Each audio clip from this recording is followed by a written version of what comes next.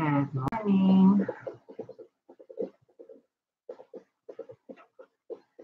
I will wait until somebody shows up.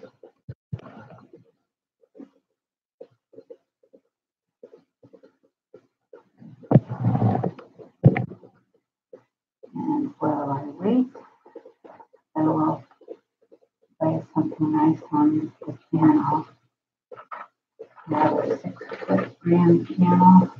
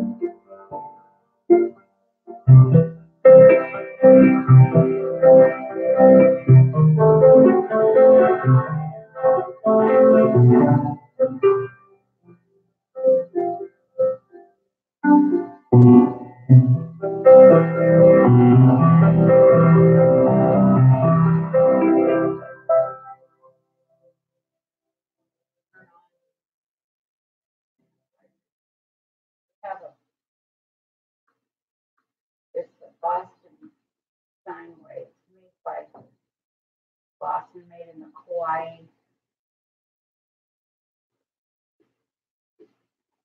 factory over in Japan. For about half the price of a Steinway, but it is designed by Steinway. And that's a beautiful piano. I'll turn on the strings. We had a synthesizer added to it. Let's see. You can watch the view. You don't have to look at me.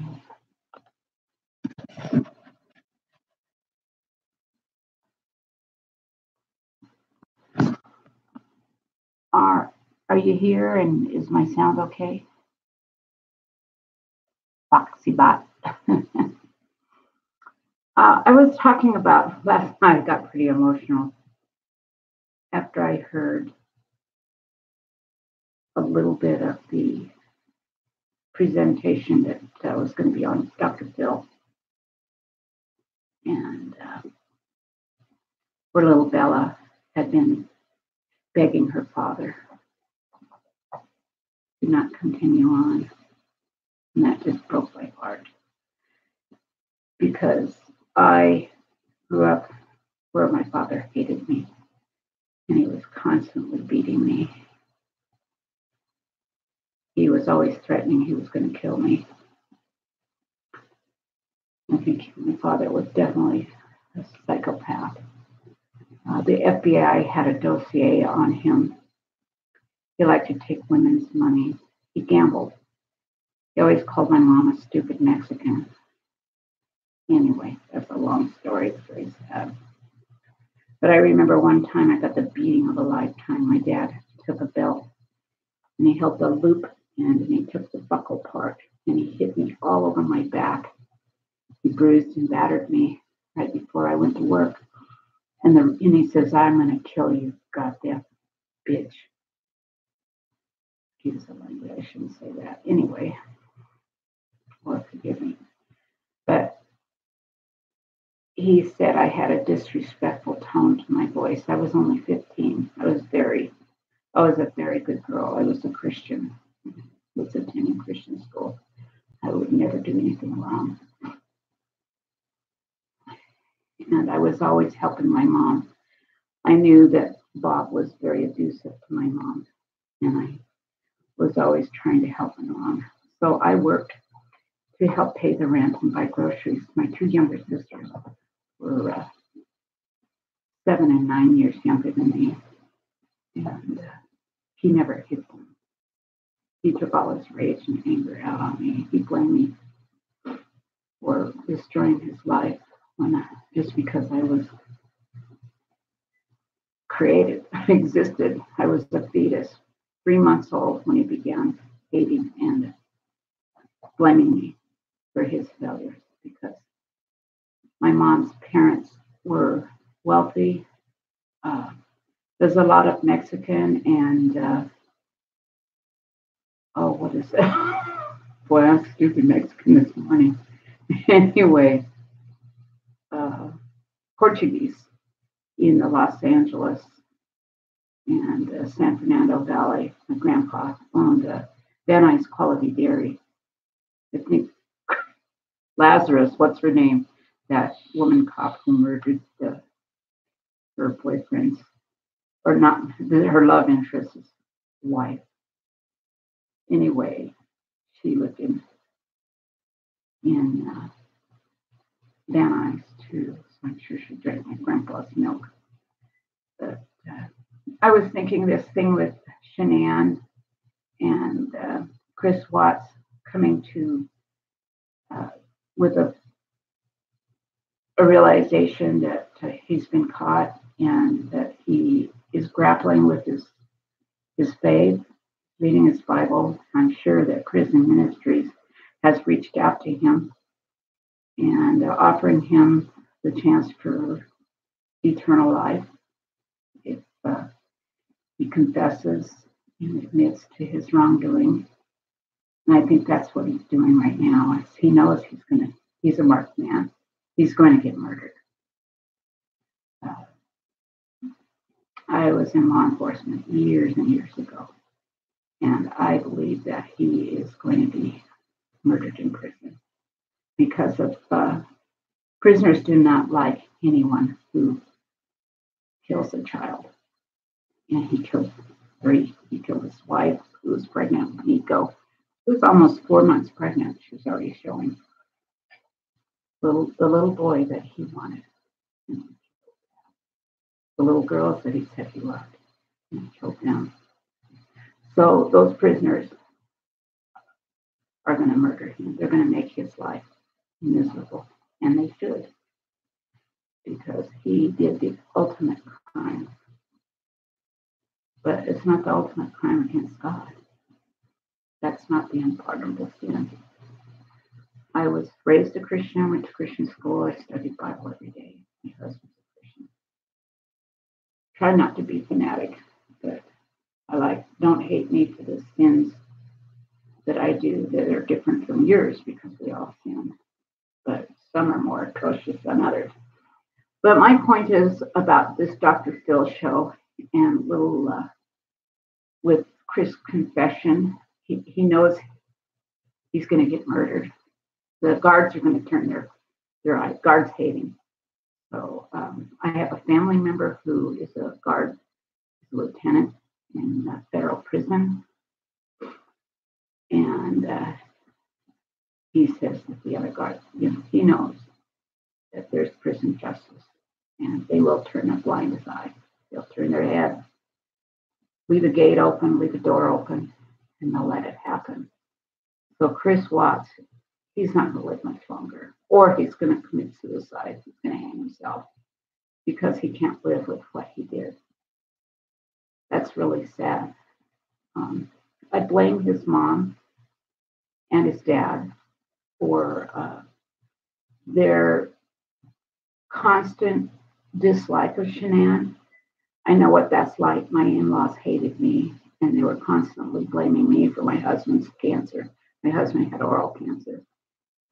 And we adopted 2 girls from an orphanage from Mexico. Oh, that's another story. They were hard to deal with. They turned our once peaceful home into a war zone. We gave them the best of everything. They went to private school. We weren't wealthy, but we had a pretty good income. And we sent them to Portland Agnes Academy. Back in the 80s and 90s, it was almost $1,000 a piece. So we were paying out $3,000 a month. And that kept us very, very humble. But I shop thrift stores, my cat. So come on. It's 30 degrees outside. So anyway, I was fixing dinner last night and I had the internet on. And they were talking about the Chris Watts case and Dr. Phil coming up, and that one of the facts that they discovered was little Bella had pleaded for her life, begged her dad not to kill her or to do something, whatever he was. I can't imagine the terror. I know a little bit about that terror. I was kidnapped, drugged, and raped by a 45-year-old man when I was 14. And I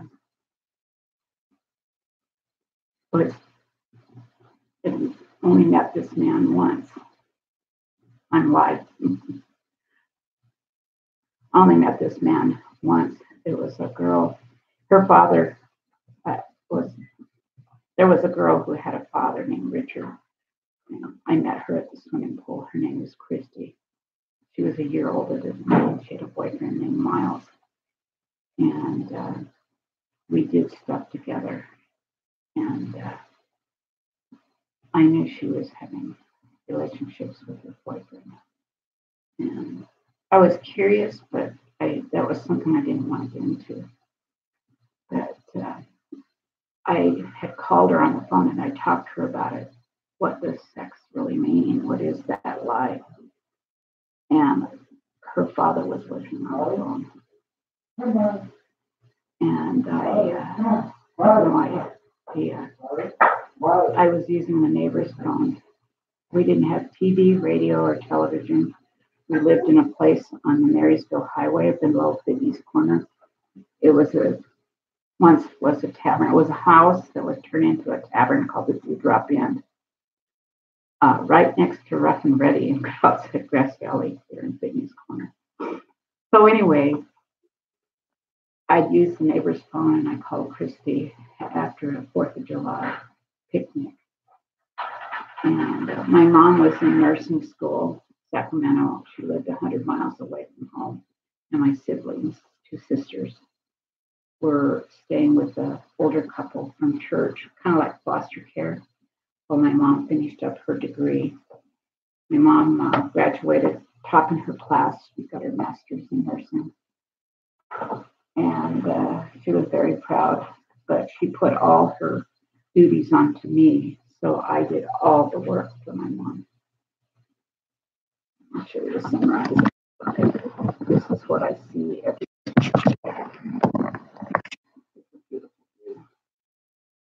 We live over the edge of one.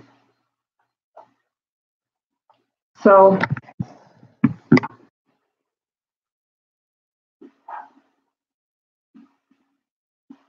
one day my mom had come home. She just drove into the driveway and there was my little sister in the back seat. My mom had groceries. It was about 3 o'clock in the afternoon. Hot summer day. Bob was my dad. I called him Bob. He wasn't really my dad. He hated me, confused me. He was mowing the lawn, and my mom had just pulled in. Right behind her was a red and white pickup truck. Was Richard. And I knew who he was because I met him one time or maybe twice when he picked up his daughter at the swimming pool in Grass Valley. And I remember coming out to the car and looking down at my mom and my sisters, and I was excited because my mom brought some groceries home, and my sisters were there. I missed them so much. Hadn't seen them in 2 weeks. They were like my little children, and my sisters remember me being mom.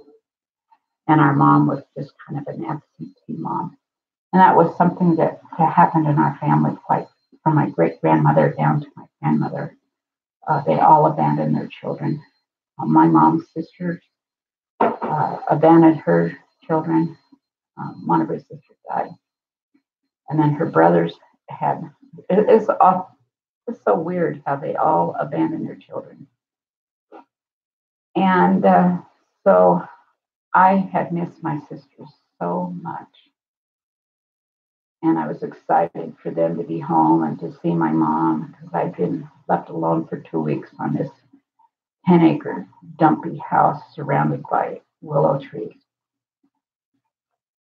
And I was looking forward to having a weekend with my sisters, knowing my mom was going to have to work and study, and I was going to play mom again. But Richard pulled in. He's 45 years old. I forget his last name. I'll have to find his last name. I did file a police report back in 2003, but there's nothing they could do.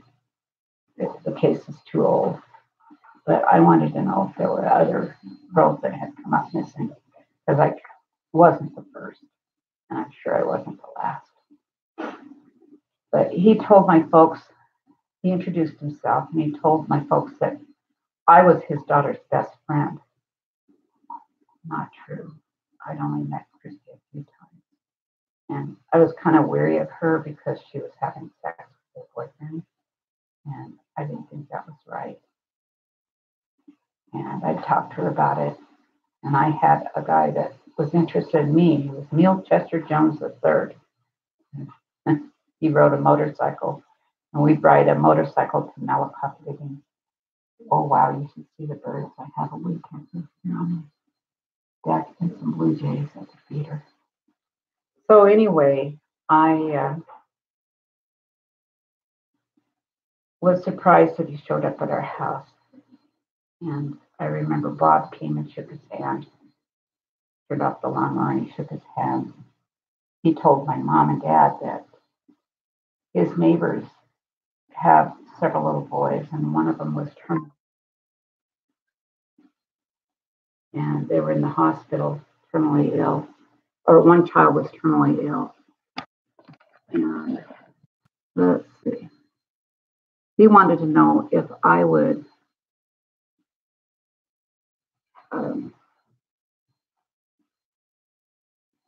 go help him, his neighbor's baby, if I could help his neighbors by babysitting their two little boys. Well, they went to Sacramento to visit their terminally ill son. I mean, who couldn't say no? Who could say no to that request, especially if you believe your faith is to help others?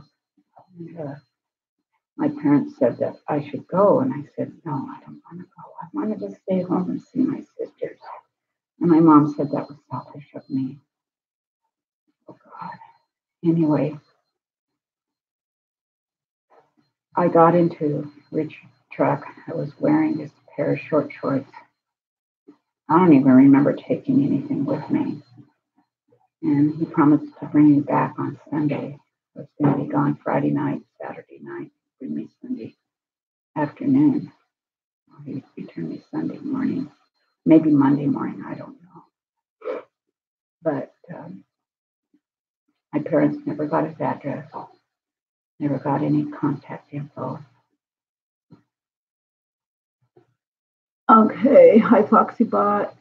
I think it's Foxybot. I can't read. Pixie Dust. My dad was very, very similar, always verbally and physically abusive, threatening to kill us, told us we wouldn't wake up in the morning. Boy. Hi, critters. Yes. I know that terror feeling, begging your dad not to beat you or to stop, but I was the only one that was beaten. My siblings were never, ever hit, ever. And then my brother, who's 21 years younger than I am, he never got hit either. But he witnessed my being abused, as did my sisters. But Richard took me way up into, well, first we stopped in town, and we stopped at the bowling alley, and he had me sit in a truck. I remember the angle of the sun and just sitting there waiting for a long, long time.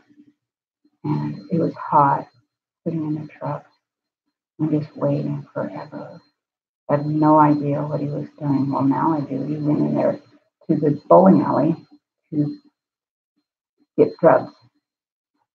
Rohypnol is what a counselor, I've been in counseling to talk about this because I was never allowed to tell about it until after I was married. I kept it clammed up for 10 years. And so after he came back from the bowling alley, I said, when are we going to go? And he says, pretty soon. He says, are you thirsty? And I said, yes. And I grew up with Seventh-day Adventist then. And I'd signed a temperance card saying that I would not partake in anything that was harmful to your body, and that would be caffeine, drugs, and things like that. I had never touched caffeine. I never touched sodas or colas. And I had, like I said, I signed a temperance card a few weeks early stating that I wouldn't touch. And he had me wait in his truck, and he stopped in front of the Dairy Queen. And he says, I'm going to give you something. And he came out with a cherry cola. And I said, oh, I can't drink it because it's got caffeine. And he says, oh, that's okay. And I said, no, I can't. He says, well, I spent money on this, and I got it for you, and your parents aren't here, so you might as well drink it. And I said, no, because it's got caffeine, and I signed a card, and he argued with me. And I thought, wow, he's really upset. So I drank it begrudgingly. A little cherry, it had lots of cherry bits in it. And he started driving around town, and then he drove towards the Vietnam Veterans Memorial at the Yuba River. It's real deep and it's beautiful, and I used to go swimming in there. It has great big granite rocks, and the water is kind of green. You should look at it. It's outside of Nevada City on one of the highways. I don't know which highway it is, up towards the mountains, Truckee or something. That would be 80, 88 or something like that. But anyway, I asked him, I said, so what time do we need to be at the people's house? And he says, I was listening in on your phone conversation when you're talking to Christy about sex. And I was terrified that he knew I was embarrassed. And he says, I'm surprised that your dad hasn't made a woman out of you, because all fathers have sex with their daughters. And I said, no. I kind of knew what sex was because I'd been molested when I was between 4 and 5 years old, almost 6. And I would wet the bed every night because I was scared to get up out of my bedroom and go into the bathroom, for my uncle molested me repeatedly. My mom let him give me a bath too. My mom was really stupid. Anyway, I asked him to take me home or let me go. He says, I'm going to make a woman out of you. I'm going to do what your dad should have done. Because if you don't, then you'll be ruined for life. And I said, please don't. And he says, drink your soda, don't waste it. So I drank a few more sips. I didn't feel anything. I don't remember feeling, but I remember his driving fast and driving out of town. I says, I'm going to go home. And I contemplated jumping out of the truck right as we passed the Vietnam War Memorial River there. I thought of jumping out of the truck and then running towards the river. I knew that really well. I could have hid. Who knows what would have happened. He says, well, if you jump, he says, it'll kill you. So he hung on to me. He dug his claws, his right hand, right in my arm and hung on to me. And he pulled me over close to him and he kept driving. And he says, drink your soda.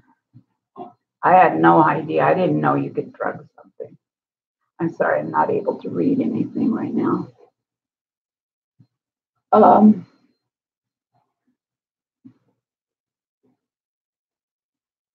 You're going to watch later. Pixie does, okay. But anyway, he kept driving faster down the middle of the road. And I don't know how fast he was going, but he was going way too fast and I was scared. And it was towards sundown. So it must have been 3 hours that I'd been in his truck.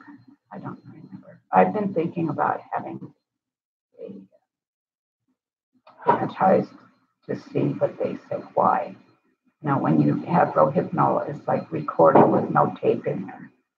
So that kind of drug will erase all your memories, or there's nothing to retain your memory. So I remember turning off the main road and going up a logging road. And he drove forever, and it was dark by the time he parked his truck. It was up a logging road, no one around for miles. I don't know how far from town we were, maybe 20, maybe 10, I don't know. I had no idea. And I remember him coming around me. I was in the middle of the part of the passenger seat. He got out, he pulled me there to the driver's side.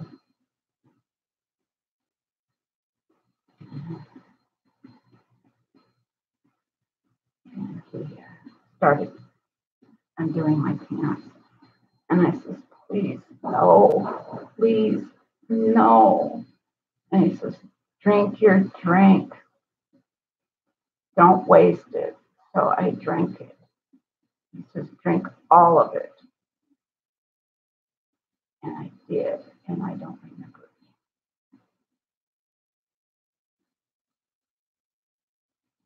But I was raped.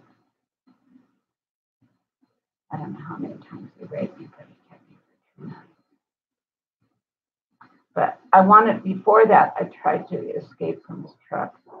And he says, you know, we're way up in the forest. It's cold. You'll die because the coyotes and the bears will get you. And we had bears there. I was scared of the bears. I'll tell you about my bear experience one of these days. It was frightening. Also, a rattlesnake. I stepped on a rattlesnake and I broke its neck. I have so many things. My life is so full of a lot of crazy things. But anyway, I don't remember being raped, but I remember when we started pulling into my driveway, my mom's car was gone. So she must have gone back to school or was at work. I don't remember whether it was Monday or Sunday. Bob was asleep. I don't know where my sisters were, but I walked in the door and I went, oh! But before that, we pulled into the driveway and he held my hand and he dug his hand really tight into my hand. And he says, I'm going to tell you, don't you dare tell anyone what happened. I will murder your 2 sisters. I know where they live and I will find them and I will murder them. And that terrified me more than being murdered myself because my sisters were everything. So I walked into the house. My cat loves the piano. His eyes will vibrate with the sound of the music. He loves seven. He's obsessed with it. Anyway, it's a way for me to deal with it. Look over there. Jefferson, the peak. Very, very difficult. Not Jefferson. You can't see it. Anyway,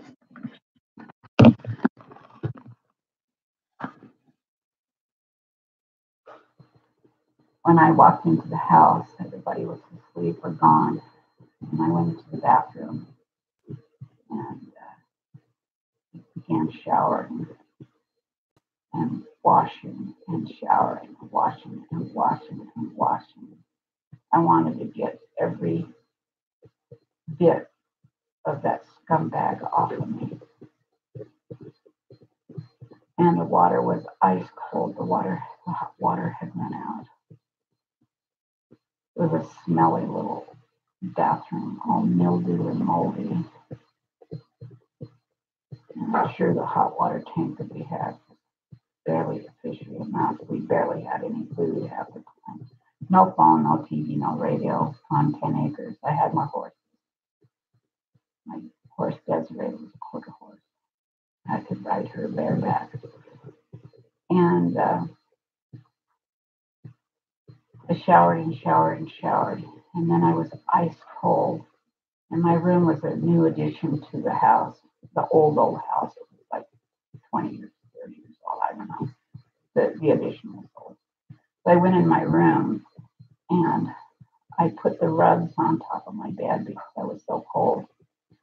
And I curled up and I went to sleep. And I slept until the next day. And everybody was gone. My mom was gone. My sisters were gone. Nobody was home. And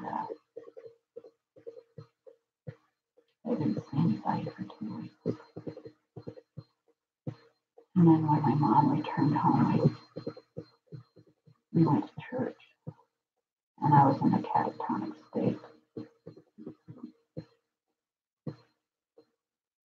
And I remember her pinching me right here. And she said, "Would you behave?" And I thought, oh my gosh. She says, "What is wrong with you?" And I started to cry. So we walked out to the car. And I just started screaming. And I told her what had happened. And she slapped my face. "Get a hold of yourself." But I had broken out in huge welts all over my neck and my trunk of my body, like an allergic reaction, hives.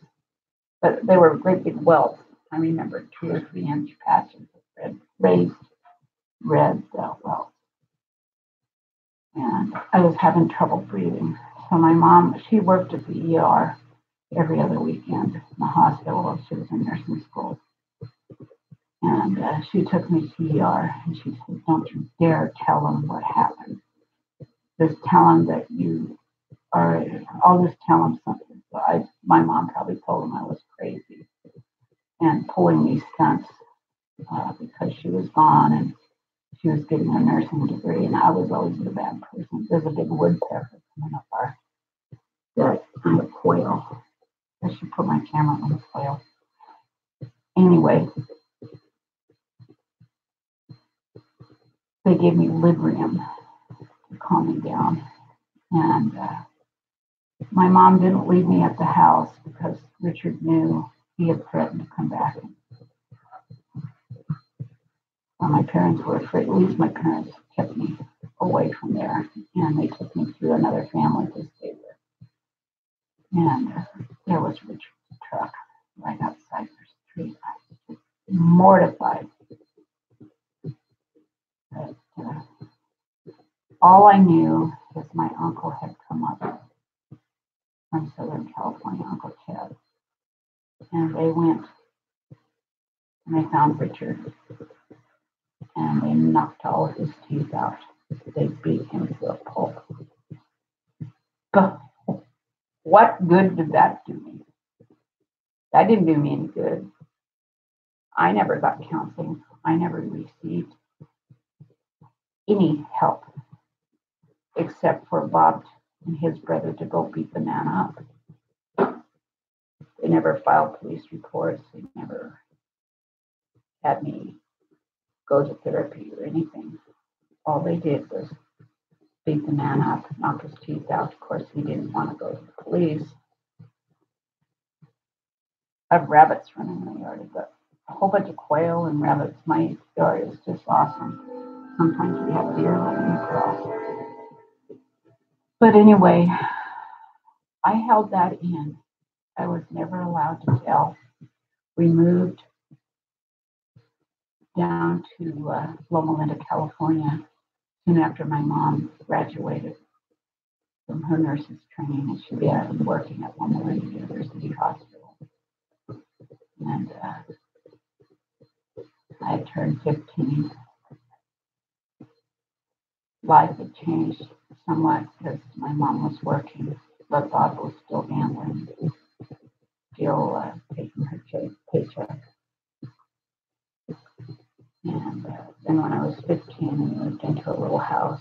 We were always moving. I went to 14 different schools in 11 years. And I failed school miserably. I was just always in a trance, in a daze, because I didn't eat half the time. I ate the food from the trash that was in the girls' bathroom. I remember getting delicious sandwiches, crust. I feasted. I didn't care because I didn't have any food. So I would say I was quite abused. I feel very blessed. I married. Larry was a student at college. He was hardworking. He was very intensive, and he was madly in love with me.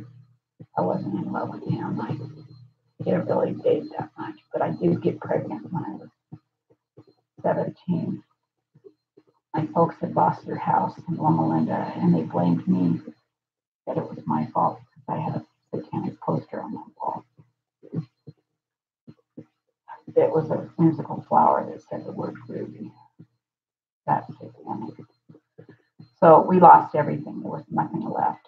And my folks and I and my sisters, we went into the pantry gym where we slept on cots for a couple of weeks.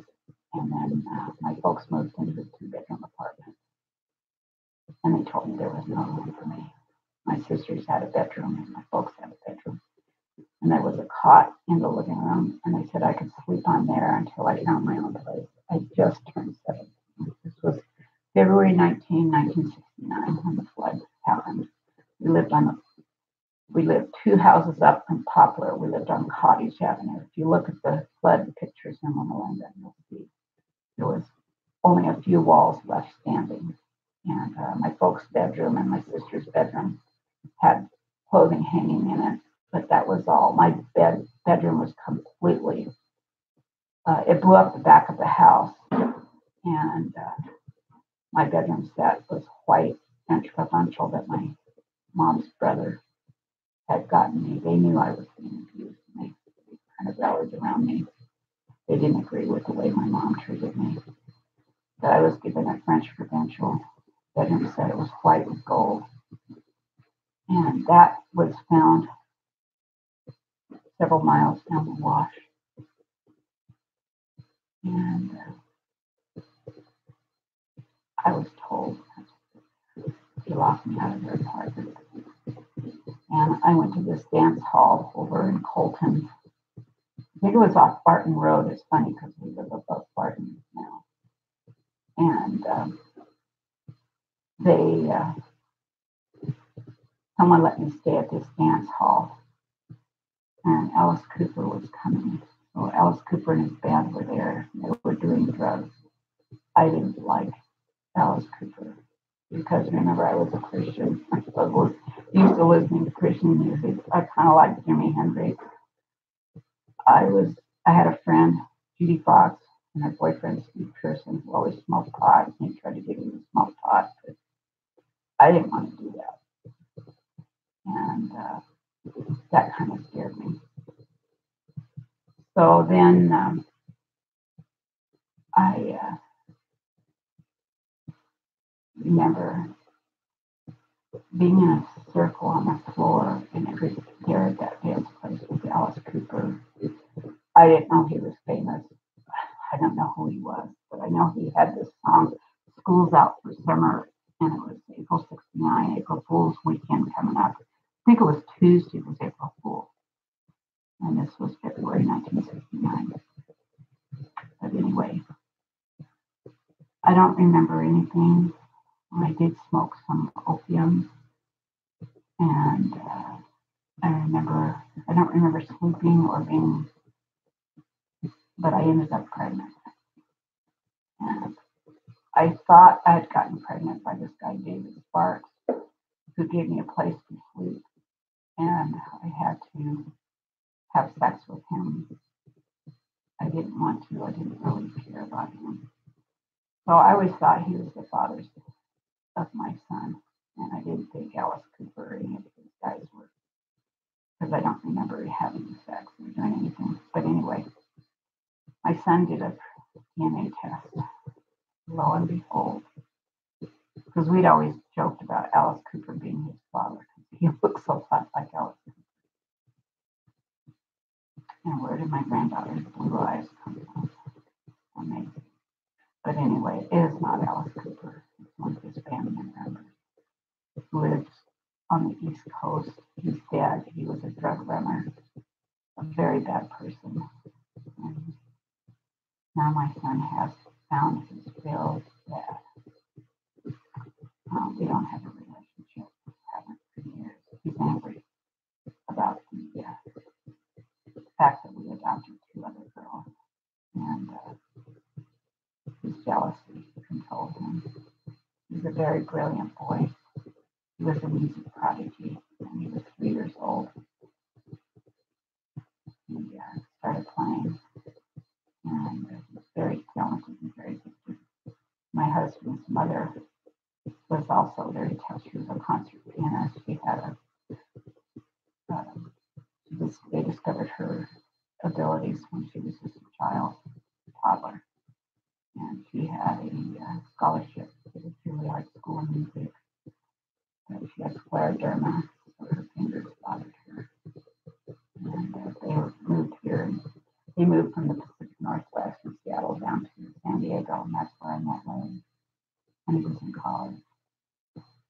And I didn't want to say no to him because I didn't want to hurt his feelings. He was so nice to me and so helpful with my son, who was ill. He always had fevers and febrile features. So I married him. March 25, 1973. We've been married for 46 years. He's always been a penny pincher, money investor. And I lead a very good life now. And I'm madly in love with him. I call him my silver fox.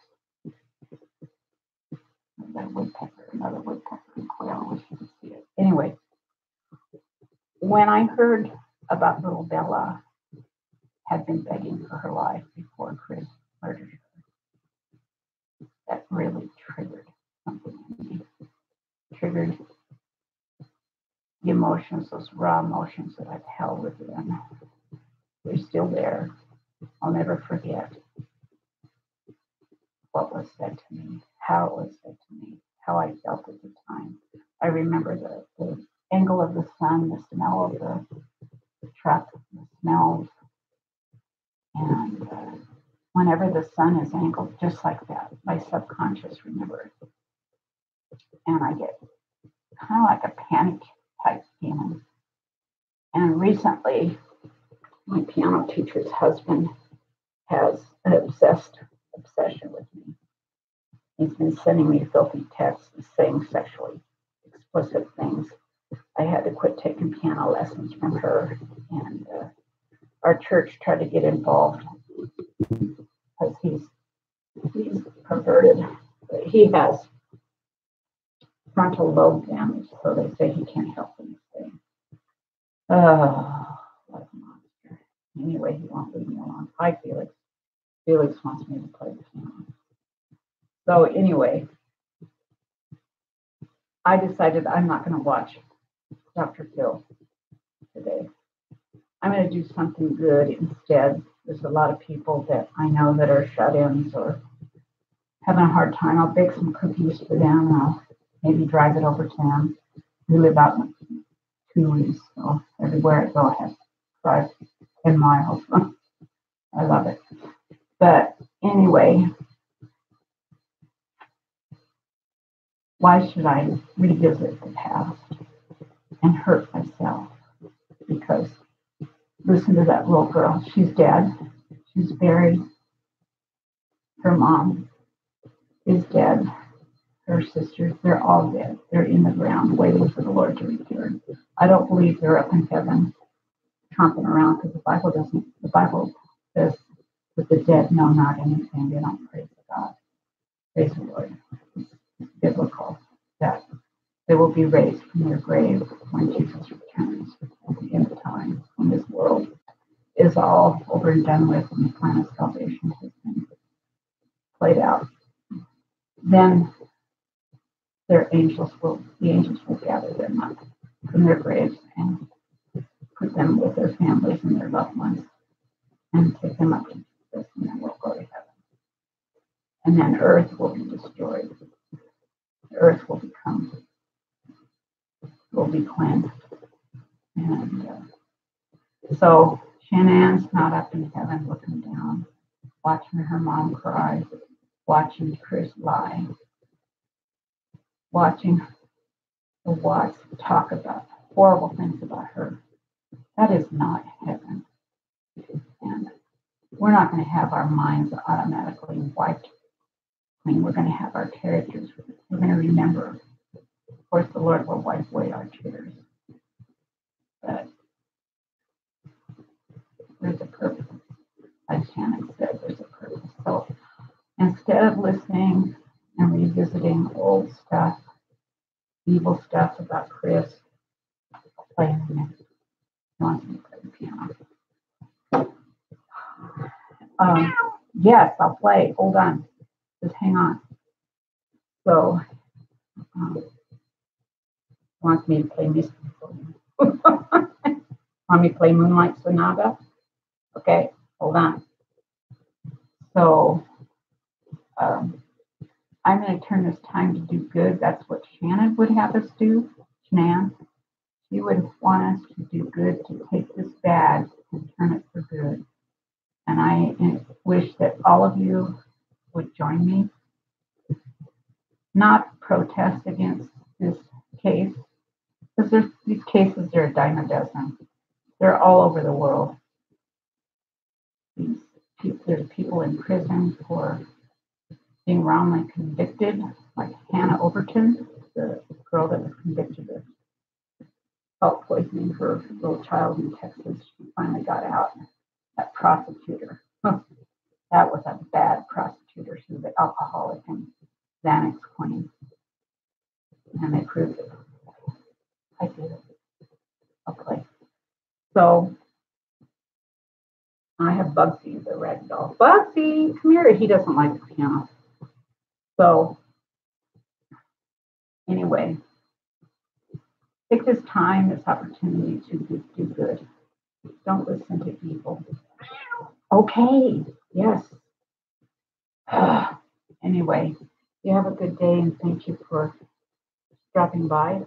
This is my first live stream, and I talked a long time. God bless. And call somebody who's a shut-in. Call somebody who's sick, who's suffering. Call them and say, you wish they have a good day, and ask them what they're doing. I don't know, tell them something happy, tell them something silly. Find a joke, something. Or watch Aaron's Animals. Have you ever seen Aaron's Animals? It's a clean website. He has maybe 100 videos, maybe more, I don't know, about cats. And his Prince Michael, he's a great cat. And then Bill is a nasty Persian cat with a little mustache. But Bill's always Prince Michael's problems. But it's Aaron's Animals. And look at that homeless cats one first. That's hilarious. Where Prince Michael is being real sweet when he finds a homeless cat and he finds $5. But it's all a scam. It's all set up by Phil to use money. Anyway, you have a wonderful day and thank you for looking, and I'll try to read this. I'll have to play for my balls are bad. Pixie does so high, have church, excuse me, phone, but I'll come back and watch this soon. Angela, my heart hurts for you. Angela, my heart hurts for you too, because I know that you just got scammed and went through some horrible stuff. No good deed goes unpunished. It was a different era. We were told to forget about everything that happened, never speak of it, and that we could accept. We would have accepted it. That it never happened, and it's true. Do something positive, says Critters, for the time rather than dwell on what we cannot change. Bye, and thanks for sharing your story. Much love. Thank you, Angela. And Pixie Dust. Hey, I had 2 people. Maybe 3, I don't know. 2 people wrote. I don't know. That's all right. I would like to put my yard, my bird feeder on live. I will. I'll play some music. Hi, Angela. Critters. I love your daffodils. Ours aren't up yet. But you all take care. This is my first live. Oh, and I heard that. Okay, after I close this, I'll put it on the bird feeder and then I'll play some music. I have a 6-foot grand piano. I'll lift the lid.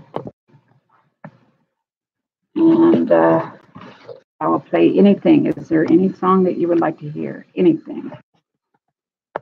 I can play it on my piano. Anything. But it's a secret. I will have to share that with you one of these days. My husband's up in because my best friend died. Years ago.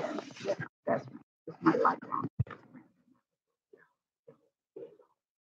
He married Dan, and Dan was married. Has been married. She died of anaphylactic shock. Began in her stomach when she ate something that was a latex had touched a piece of kettle corn, and the swelling began in her stomach, worked its way up her esophagus, in her lungs, and she had trouble breathing. She walked out to the ambulance. They took her to the ER 2 miles away. 5 doctors worked on her. 2 rounds of EpiPen and everything. They tried to establish an airway, and it was too late. She died December 16, 4:15 a.m. in the morning, Saturday morning. She'd just been up here a few weeks before, visiting from San Diego, as they did all the time. We went everywhere with them. We went to Hawaii, the Caribbean, the Florida Keys, because we always had extra flight tickets, because my husband travels quite a bit on the airlines. So we had all these airline tickets we give away right and left. We fly first class only because we got free upgrades. Anyway, God bless. How do I end this? Okay. I'll turn on the camera to the bird feeder. God bless.